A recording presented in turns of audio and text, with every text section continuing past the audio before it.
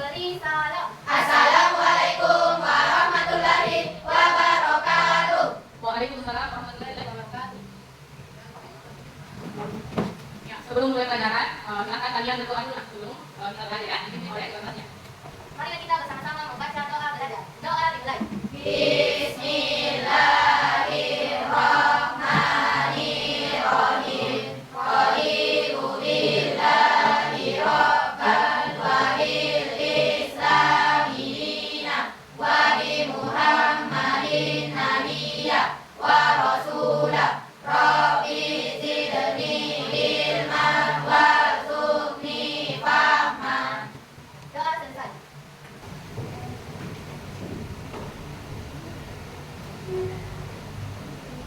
Baik teman-teman, marilah kita bersama-sama menyanyikan lagu Satu Nusa Satu Bangsa.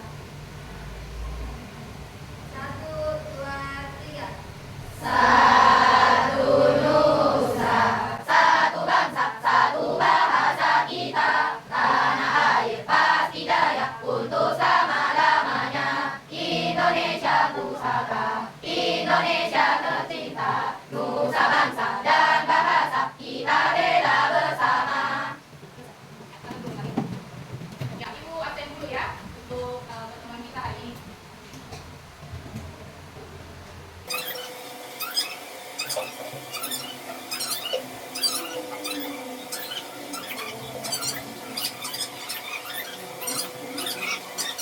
Baik, jadi ada 2 orang temannya yang berhalangan hadir hari ini ya. Ya baik, sebelum kita masuk ke materi, seperti biasa supaya kita mendapat rahmatnya Allah di dalam menuntut ilmu, kita tadarus dulu ya. Silakan dibuka Al-Qur'annya, Quran surah Al-Ikhlas dengan An-Nas yang kita baca. Al-Ikhlas dulu, kemudian An-Nas. Silakan dibuka Al-Qur'annya. Marilah kita bersama-sama berliterasi Al-Quran. Quran surah Al-Ikhlas dan Quran surah An-Nas. Alif Ba Ta. A'udzu billahi minasyaitonir rajim. Bismillahirrahmanirrahim. Qul huwallahu ahad, Allahus samad, lam yalid wa lam yulad wa lam yakul lahu kufuwan ahad. Bismillahirrahmanirrahim. Qul a'udzu birabbin nas, malikin nas, ilahin nas, min syarril waswasil khannas, alladzi yuwaswisu fi sudurin nas, minal jinnati wan nas. Shadaqallahul adzim. Ya baik, alhamdulillah kita sudah tadarus Al-Quran. Semoga itu menjadi nilai pahala di sisi Allah Subhanahu Wa Taala. Amin. Ya baiklah, kita masuk ke materi ya. Ya, jadi materi kita hari ini tentang apa? Ada yang masih ingat apa yang sudah kita bahas pada lalu? Materi apa dulu yang kita pelajari? Ayo, ada yang masih ingat? Ada lagi lagi, Bu. Ya, bagi janji ya. Ya, jadi perbuatan mendapat janji, apa lagi? Mensyukuri nikmat ya. Menjaga air. Ya, menjaga aib orang lain atau menjaga lisan ya. Ya, jadi kita sebagai umat Islam atau orang yang beriman harus menepati Janji, karena ciri-cirinya orang yang beriman salah satunya adalah menaati janji. jadi kalau ingkar janji berarti ciri-cirinya orang yang Munafik. ya, bagaimana ciri-cirinya orang munafik selain ingkar janji? Nah, kalau dia berkata dia berdusta atau berbohong. Ya, salah satunya kalau dia berjanji dia selalu ingkar janjinya. Kalau dipercaya tidak amanah. Ya, kalau diberi kepercayaan dia tidak Amanah. baiklah. Kemudian hari ini ya, ada kita ambil ya. Ya, sekarang kita masuk ke materi berikutnya tentang bagaimana Islam dengan satu dan damai melalui khutbah dan dakwah. Ya, adapun tujuan pembelajaran kita yang pertama apa?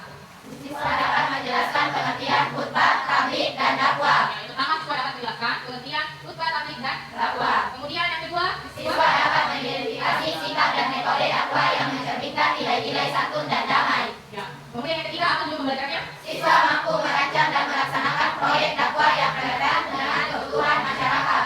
Oke, yang keempat apa tujuan pembelajaran kita? Siswa dapat bekerja secara kolaboratif dalam menyusun dan menyampaikan proyek dakwah.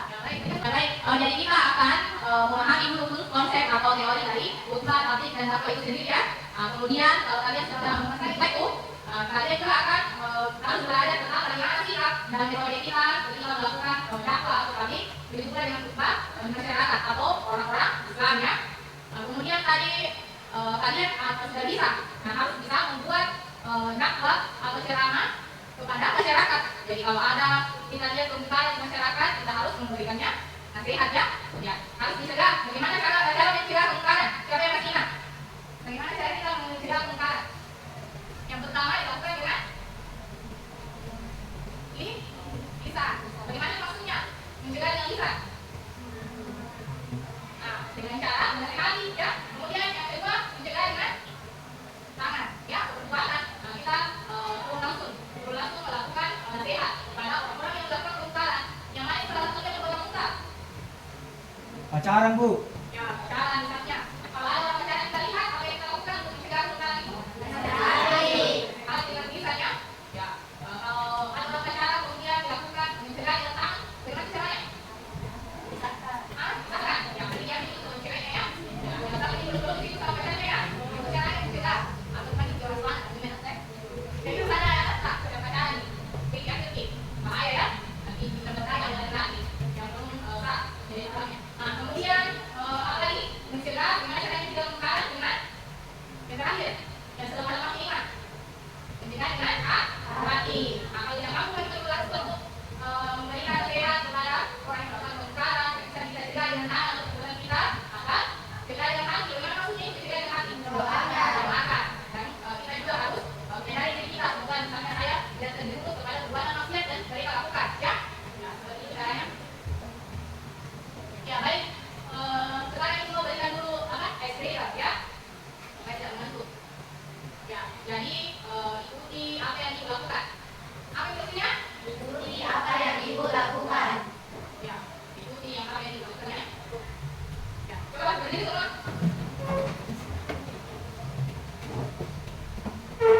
Ikuti apa yang dilakukan ya. Mata. Kaki, perut, telinga. Ya, konsen semua ya, konsentrasi ya. Sebenarnya ada beberapa orang yang mungkin agak mengantuk ya. Ya, jadi ibu yang ingin melakukan meskipun ibu salah dalam menerapkan perintah sesuai yang disebut. Kalian mengikuti apa yang ibu lakukan ya. Seperti tidak mengantuk ya. Ya, baik.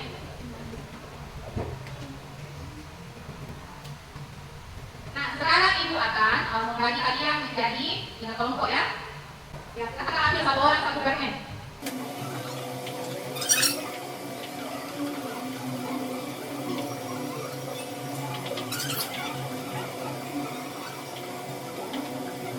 Pegang semua permennya? Ya, coba yang tahu warna permennya itu satu kelompok ya. Ya, kita lihat yang kedua. Ya, ada komposisi itu ya. Jadi siapa warna permennya? Itu satu kelompok. Nah, yang satu lagi bedanya ya. Jadi ada 3 kelompok itu. Kelompok 1, 2, 3. Coba bedakan. Nah, baik. Sekarang ini kita mau bagikan materi apa judul materinya setiap kelompok ya. Ya, kalian kita lihat. Ya, jadi kelompok 1 materinya tentang konsep dan tujuan khutbah tabligh dan dakwah. Nah, silakan kalian berdiskusi dengan anggota kelompoknya mencari materi tentang konsep dan tujuan khutbah tabligh dan dakwah. Nah, kemudian kelompok 2 materinya tentang bagaimana teknik komunikasi dalam khutbah tabligh dan dakwah. Kemudian kelompok 3 sudah terakhirkan setelah teori yang disampaikan oleh teman yang berusaha kedua, kelompok 3 ingin mempraktikkannya bagaimana cara berceramah yang baik dan benar dan khutbah ya. Ini seperti apa di depan. Jadi ini semua teorinya kalian prakteknya ya. Paham? Ya, kalau ada yang kurang dimengerti silahkan ditanyakan. Nah, sekarang silahkan didiskusikan dengan temannya. Ibu berikan waktu 5 menit berdiskusi. Sebentar kita presentasikan. Ya, silahkan berdiskusi nak.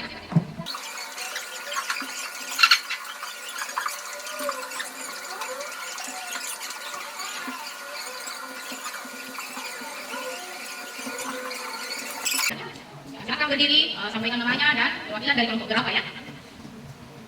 Yang lain silakan menyimak. Kalau ada yang kurang dipahami boleh bertanya. Satu orang satu kelompok ya. Bismillahirrahmanirrahim. Assalamualaikum warahmatullahi wabarakatuh. Waalaikumsalam warahmatullahi wabarakatuh. Perkenalkan, saya Alika Rahmadani, perwakilan dari kelompok 1. Kelompok 1 yaitu siswa dapat menjelaskan konsep dan tujuan khutbah, tabligh, dan dakwah dalam Islam. Yang pertama adalah khutbah. Khutbah berasal dari kata khataba, yahtubu, dan khutbatan, yang berarti ceramah atau pidato. Khutbah yang disyariatkan yaitu khutbah Jumat, Idul Adha, Idul Fitri, salat istisqa, nikah, dan wukuf di Arafah. Selanjutnya akan dibacakan oleh rekan saya, Ani Putri. Baik, Assalamualaikum warahmatullahi wabarakatuh. Waalaikumsalam warahmatullahi wabarakatuh.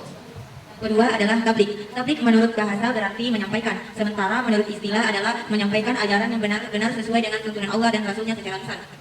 Selain itu, tabligh merupakan sifat Rasul-Rasul Allah yang memiliki arti menyampaikan ajaran Allah berdasarkan wahyu. Selanjutnya akan dibacakan oleh rekan kami yaitu Irma.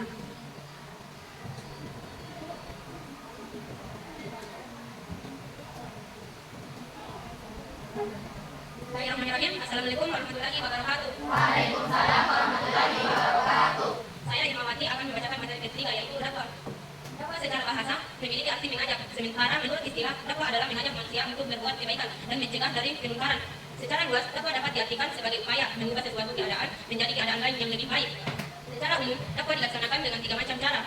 Pertama, hikmah, ucapan yang jelas dan tegas serta sikap yang bijaksana. Yang kedua, mau'izah hasanah atau cara yang persuasif dan empatik, memberikan pengajaran yang baik dengan suri, tauladan yang baik. Yang ketiga, tidak mujadalah atau diskusi atau sakit bukan pikiran. Baik, kita simak dulu penjelasan yang ada di video ya tentang materi khutbah, tabligh, dan Dakwah.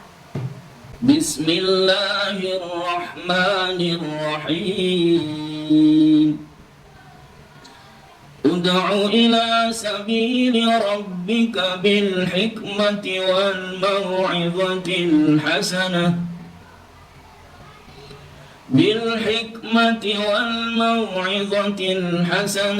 wajadilhum billati hiya ahsan Inna rabbaka huwa a'lamu biman dhalla an sabilihi wa huwa a'lamu bil muhtadin.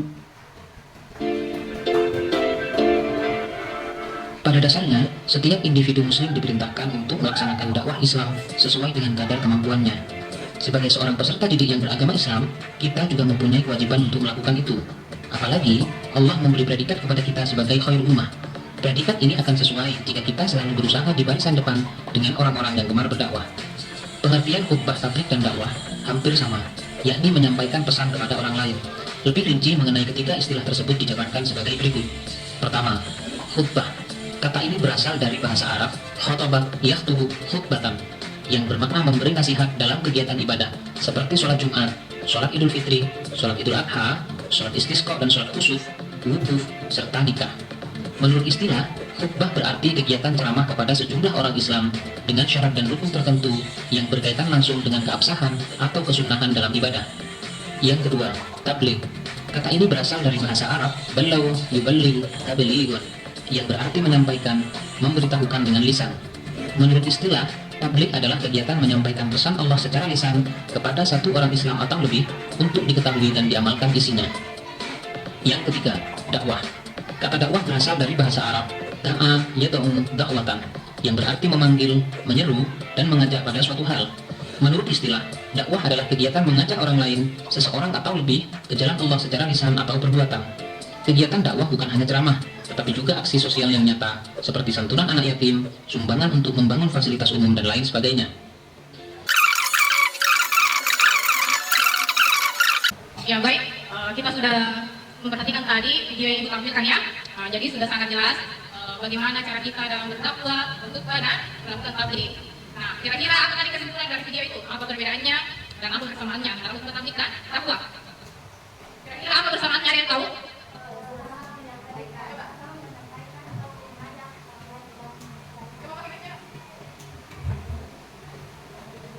Persamaannya yaitu sama-sama menyampaikan atau mengajak orang lain ke jalan yang lebih baik. Ya, oke, berikan dulu aplaus untuk temannya. Ya, jadi persamaan antara khutbah, tabligh, dan dakwah adalah sama-sama menyampaikan syariat Islam Islam dengan baik dan ya, santun ya. Ya. Bismillahirrahmanirrahim. Assalamualaikum warahmatullahi wabarakatuh. Waalaikumsalam warahmatullahi wabarakatuh. Alhamdulillah, segala puji bagi Allah yang Maha Kuasa dan Maha Pengasih. Salawat dan salam semoga tercurah kepada Nabi Muhammad SAW, keluarga dan para sahabatnya.